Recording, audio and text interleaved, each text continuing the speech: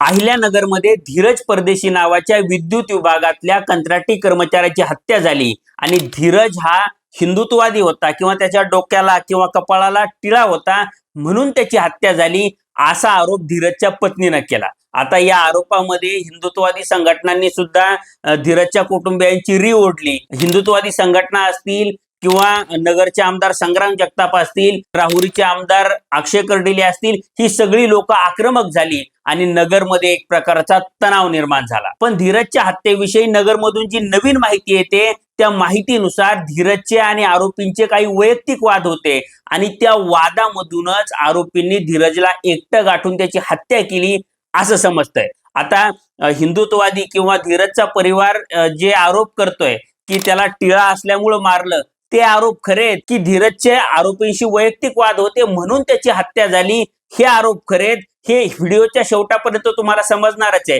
त्यामुळे हा व्हिडिओ तुम्ही शेवटपर्यंत पहा आणि व्हिडिओ शेवटापर्यंत पाहिल्यानंतर धीरजची हत्या ही हिंदुत्ववादी असल्यामुळे झाली की वैयक्तिक वादामधून झाली याबद्दल तुम्हाला काय वाटतं ते मला कमेंट बॉक्समध्ये सांगा। सोबतच तुम्ही जर अजूनपर्यंत लॉजिकल सिद्धांत आपल्या युट्यूब चॅनलला सबस्क्राईब केलं नसेल तर आधी आपल्या चॅनलला तेवढं सबस्क्राईब करा।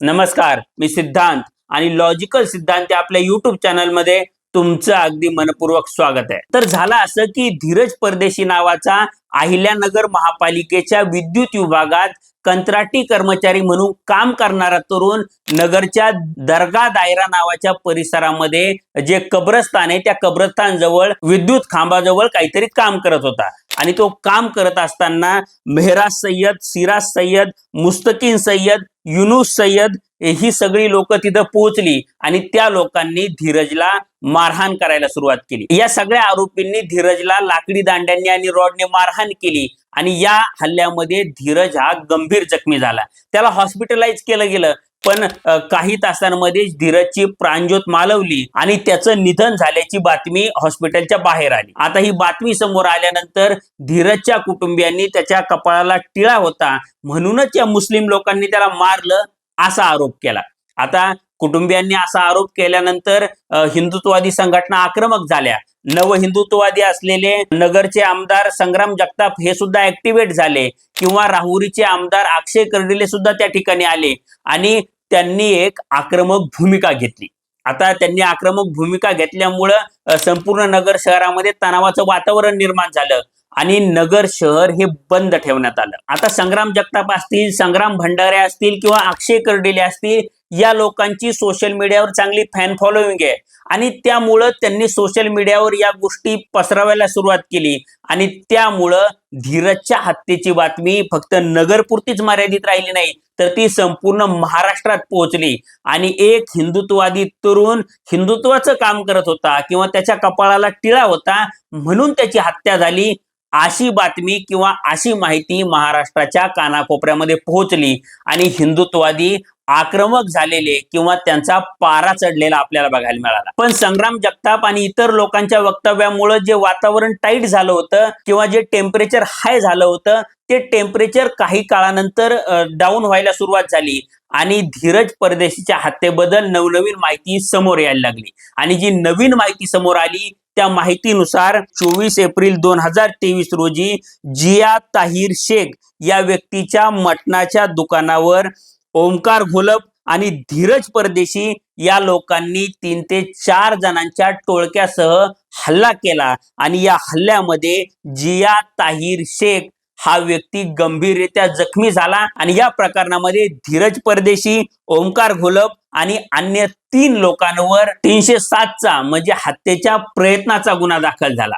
यावरून असं लक्षात येतं की धीरज याची पार्श्वभूमी ही गुन्हेगारी पार्श्वभूमी होती। आता याच गुन्हेगारी पार्श्वभूमीच्या धीरज परदेशी आणि ओमकार घोलप यांचे काही महिन्यांपूर्वी अवैध धंद्यांवरून मेहराज सय्यद, सिराज सय्यद, मुस्तकीन सय्यद आणि इनुस सय्यद यांच्याशी वाद झाले आणि या दोघांनी काही टोळक्याच्या मदतीनं या आरोपींना मारहाण केली आणि याबद्दल कोतवाली पोलीस ठाण्यात गुन्हा सुद्धा दाखल झाला होता। पण या प्रकरणामध्ये धीरज आणि ओमकार यांच्यावर गंभीर कलम लागली नाहीत आणि त्यामुळं काही दिवसांमध्ये जामीन घेऊन ही लोक बाहेर आली. आता ज्या लोकांना ही मारहाण झाली होती किंवा ज्या लोकांनी मार खाल्ला होता ती लोक यांच्या बाहेर येण्याची वाटच पाहत होती आणि त्या वाट पाहणाऱ्या तरुणांना धीरज परदेशी हा कब्रस्तान जवळ काम करताना सापडला आणि धीरज परदेशी एकटा सापडलाय म्हणून त्या आरोपींनी त्याला मारहाण करायला सुरुवात केली आणि त्या मारहाणीमध्ये तो गंभीर जखमी झाला आणि त्यानंतर त्याचा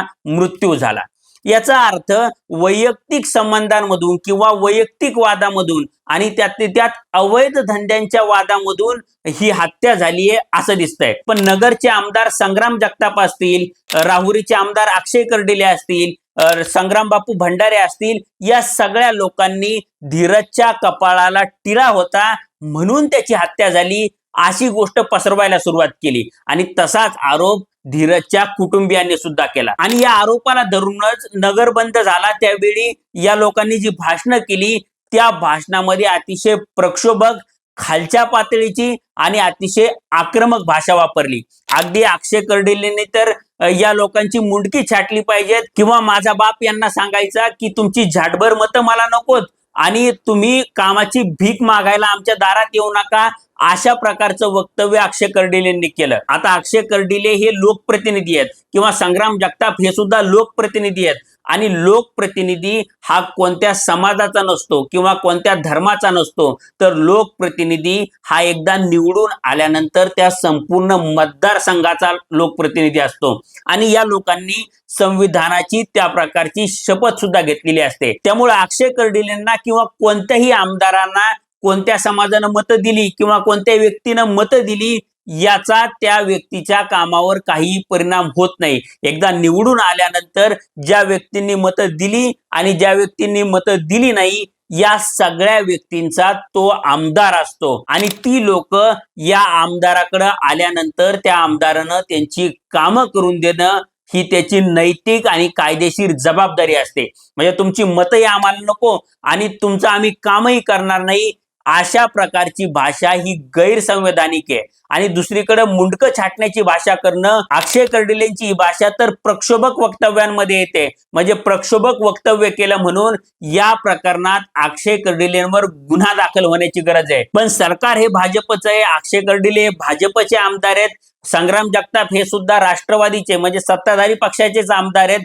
त्यामुळं गृहमंत्री असलेल्या आणि मुख्यमंत्री असलेल्या देवेंद्र फडणवीसांना ही भाषा मान्य आहे का आणि ते या प्रकरणावर कारवाई करणार का या प्रश्नाचं उत्तर देवेंद्र फडणवीसांनी सुद्धा देण्याची गरज आहे. कारण की अशा आमदारांना किंवा अशा प्रवृत्तींना आपण राज्याची कायदा सुव्यवस्थेची परिस्थिती बिघडू देणार आहेत का हा देवेंद्र फडणवीसांसमोरचा मुख्य प्रश्न असणार आहे. त्यामुळे देवेंद्र फडणवीस त्यांच्या आमदारावर कारवाई करतात का, त्याच्यावर गुन्हा दाखल करतात का की या गोष्टीकडे कानाडोळा करतात हे आपल्याला बघावं लागेल.